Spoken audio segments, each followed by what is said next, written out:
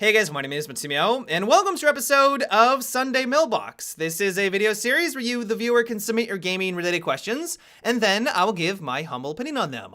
To get the formalities out of the way real quick, if you would like to submit your own question that could be featured in an upcoming episode, you can do so by leaving a comment down below, or by sending me a Facebook and Twitter message. The first question for today comes from Alpha Pig, and it is, do you think that Rainbow Six Siege is going to have too many operators that will deter newer players from joining? Honestly, I don't think this is ever going to be a problem for Siege. When we have games like League of Legends and Dota that have hundreds of characters to choose from, each of them with 4 unique abilities, you need to know the strengths and weaknesses of all these different characters, how they interact with all the other heroes and champions.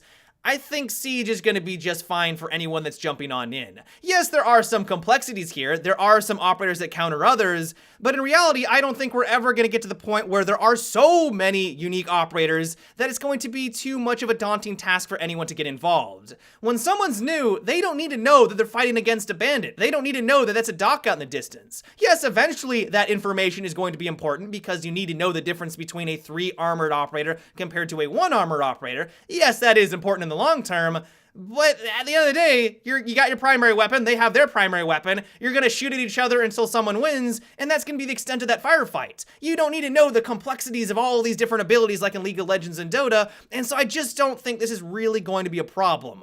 One issue that I can see Ubisoft running into, though, is the amount of maps that people are gonna have to learn.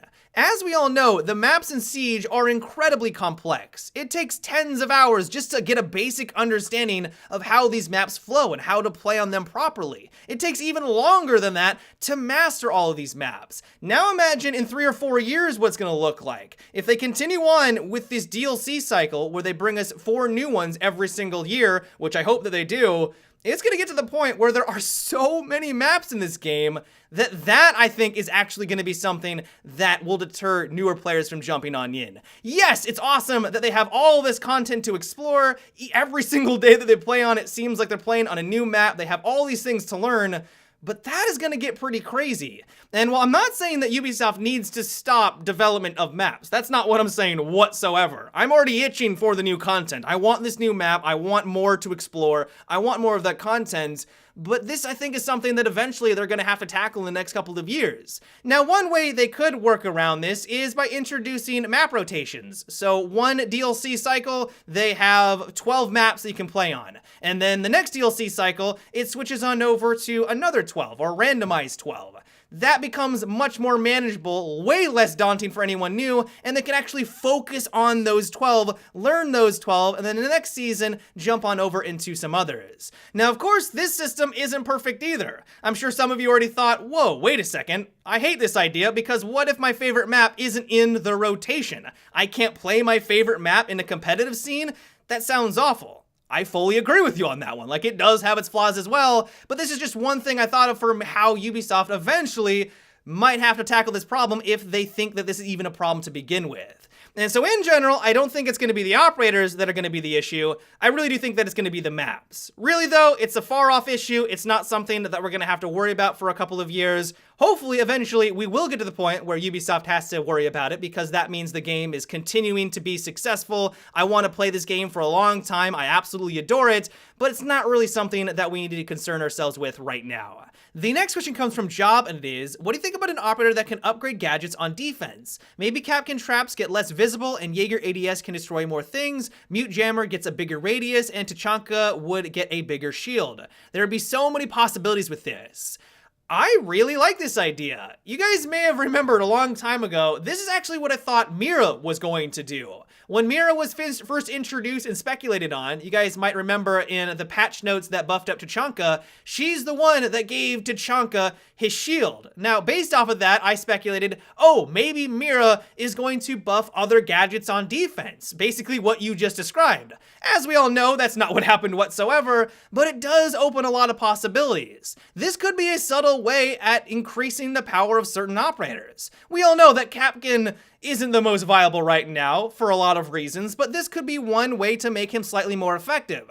This could also open up different strategies that we don't even think of right now. If Mute's Jammer has a larger radius, you don't need to put him against the walls as often, you can scatter it around the map more, and it becomes much more difficult for the enemy to get any intelligence. There's some strategies that I couldn't even probably think of right now until I had my hands on all these different changes, and that could make the game more interesting.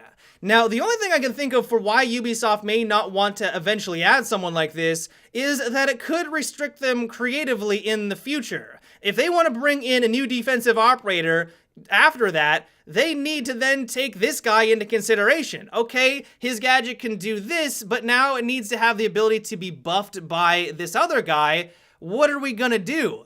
Maybe those buffs don't make any sense. Like, maybe with its current implementation, it's fine, but if they gave it any buff whatsoever, it could become completely overpowered and just change the balance of the game, which is not something that they want. And so while you think that it would give them more possibilities, in reality, it would probably actually restrict them because they would always on defense have to take this buff operator into consideration.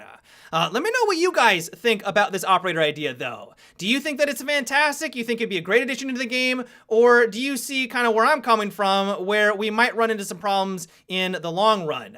Now, one way they could work around this is just by simply saying that this particular gadget or this operator can't be upgraded. I mean, right there, we solve the problem, but it also has the issue of consistency. Usually, Ubisoft likes to be consistent. That's kind of their motto with all the operators and the game mechanics. And if one guy can't be upgraded but another, that could cause some confusion and just not make a whole lot of sense. And so, give me your guys' thoughts down below. The next question comes from Isaac, and it is, do you think that it would be a nice nerf for Glaz if you needed to press a button to activate his thermal vision, but it would only be activated for a limited amount of time?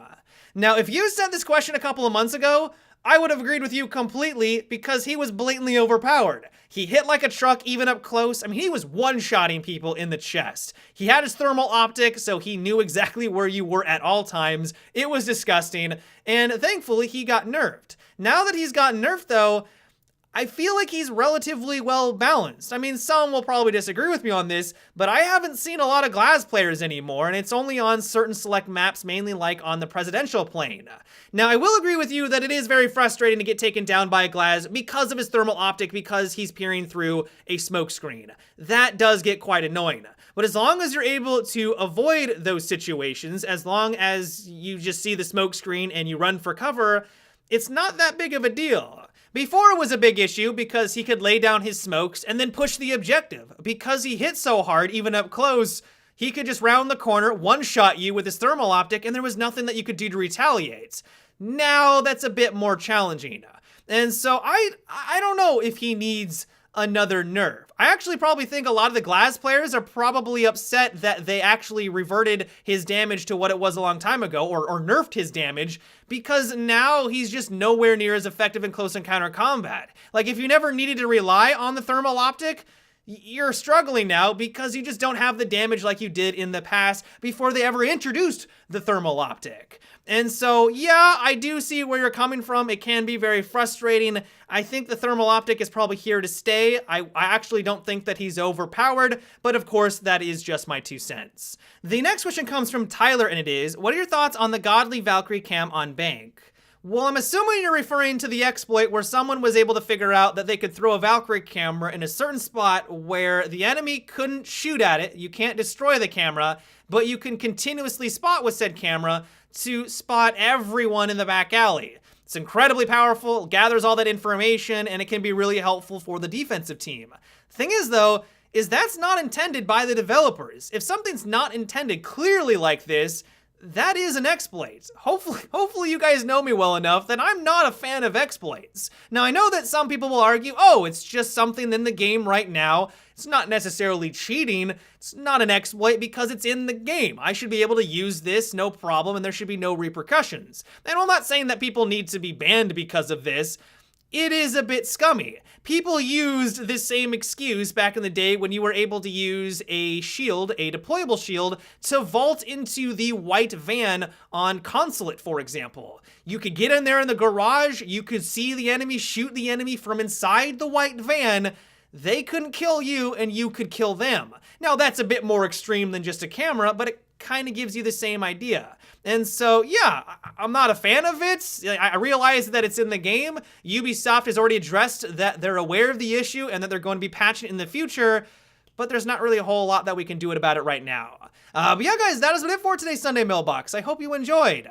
Let me know what you thought about what we discussed in today's video. Do you like the idea of having a upgrade operator added into the game? Do you think we're ever gonna have a problem where Rainbow Six Siege gets so big that there are too many maps to learn? Let me know down below in the comments. As always, if you would like to submit your own question for an upcoming episode, you can also leave a comment down below or by sending me a Facebook and Twitter message. But until tomorrow, guys, have a good one and take it easy.